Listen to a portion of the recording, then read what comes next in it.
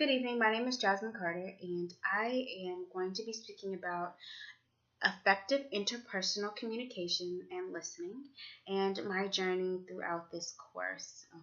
From the beginning to now, I have improved tremendously with my listening skills and communication, and I owe it all to this course. I've learned a lot in how important it is to communicate, and I can I plan on continuing that once this course is over. My overreaching goal for my life is to be able to communicate with those that are not in the same kind of category as me, I guess you could say. So those that are maybe at a lower socioeconomic status or even at a higher socioeconomic status. Just reaching out to those that um, challenge me. I would like to be challenged, especially with my communicating skills. So, speaking with the president or speaking with the CEO, and then also being able to speak to those that may not have the education or the knowledge on how important communicating is and how important effective listening is. So, if I can conquer that, I believe that I will be set. But until then, I am going to be practicing my communicating skills and my listening skills. And to do that, I've got to be able to understand the importance of effective listening. And so, effective listening, it's important. And in a scholarly journal that I had the pleasure of reading, it stated that human communicating is at the core of our existence. So, 80% of our time we are spending listening and communicating. Listening is the most utilized form of communicating. So we have to be able to get listening down in order to be able to communicate well, because whatever is being said to us, we're hearing it and we're processing it. But if we're not doing it well, then we're not able to hold a conversation. We're not able to learn. We're not able to improve and grow. That leads me to first impressions. First impressions are very important. One, because not only are we looking at the outer physical portion of somebody, that alters the way we listen, right? So if they're not appealing to us, then we're not going to be listening well. We're not going to be able to communicate well.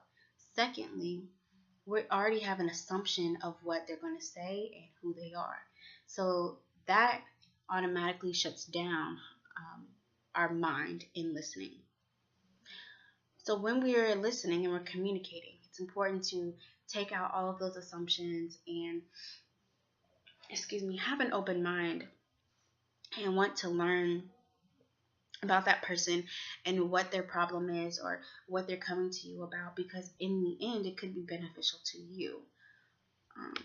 And at the end of the day, the Bible does say, love your neighbor as you would love yourself.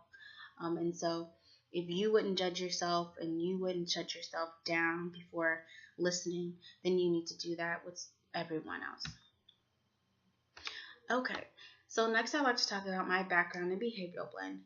So in the Uniquely You survey, I learned that what people perceive of me is that I'm outgoing, but reserved as well. I love speaking to others, and I'm emotionally involved with others, which I do believe is very true in all aspects. I am a very emotional person, and I do love engaging with others and seeing others succeed, as well as leading and stepping out when others don't want to. But that's whenever important communication skills come into hand. And I think because before it wasn't up to par. Now I feel like I'll be able to go out and maybe if I were to do the same events again, do it a little better, because I know how to communicate now and what steps I need to take and what steps I don't need to take. For instance, conflict. So the definition of conflict is the interaction of interdependent people who perceive incompatible goals and interference from each other in achieving these goals. So conflict has held me bound for a while, and I didn't really understand how conflict plays a role in communication until I've got older and I've been able to process communicating and listening. And conflict can really hinder a conversation, especially if first impressions are involved or even second impressions, and you know that this person isn't somebody I want to speak with, or this situation is not something I want to deal with. It's important to be able to bounce back from those thoughts and those feelings, because of communicating is essential. They came to you for a reason, or God placed you in their life for a reason. So it's our duty and our diligence to be able to speak to them and communicate with them in a way that they're able to express whatever it is that they want to express and have that situation resolved. In a second journal I was able to read, they spoke on the effective interpersonal communication.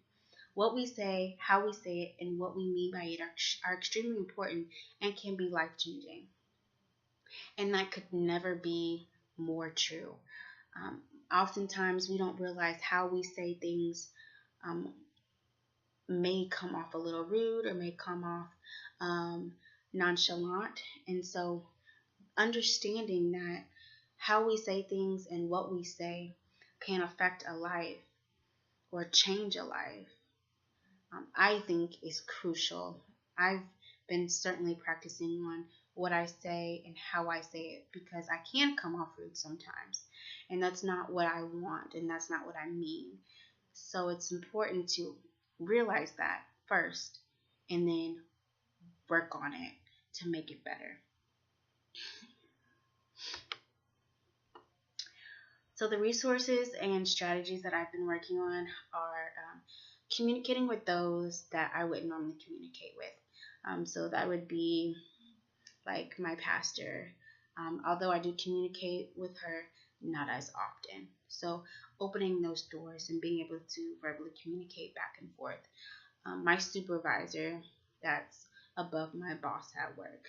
So I'm giving myself an opportunity to open those doors to those who are more advanced than me and more experienced than me, because I want to learn, I want to grow in communicating, and I know that they have the means to teach me. And that's what's important. Having a leader and being able to follow and grow and be nurtured. I mean, that's one of the things that I'm working on, and it's been working pretty well for me. The second thing is I want to be able to step out of my comfort zone. So speak with those with different accents, and they're from different countries and different nationalities and different backgrounds and different religions. That's how we grow. Despite what you may think as a person, like, I don't want to speak to someone who is a Judas or Buddhist. That's not how we should think. And so I feel like if I'm able to speak with them and communicate with them, I may be able to learn something about them or about their situation, and it may be beneficial to me, and I may be able to grow and learn from that as well. So how I'm going to be able to do this? Avoiding the 10 communicating traps. And those traps include ritual listening, which is whenever you're paying attention and you think you're listening, but you're not really listening. Perry Mason's. Asking the question why. Why is big hindrance? Not. I'm saying that I understand when you really don't. Asking for one word answers. Saying yes, but you're not listening to me. Fixing it. And screens of all sizes. All of these communicating traps I've been working on, and I've been very successful. And it's something that you all can try as well. Challenge yourself. I do wish you guys the best luck in your communicating journey, and I hope that you do challenge yourself and want to be better and want to push yourself to be better for somebody else. Thank you, and I hope you all have a good night.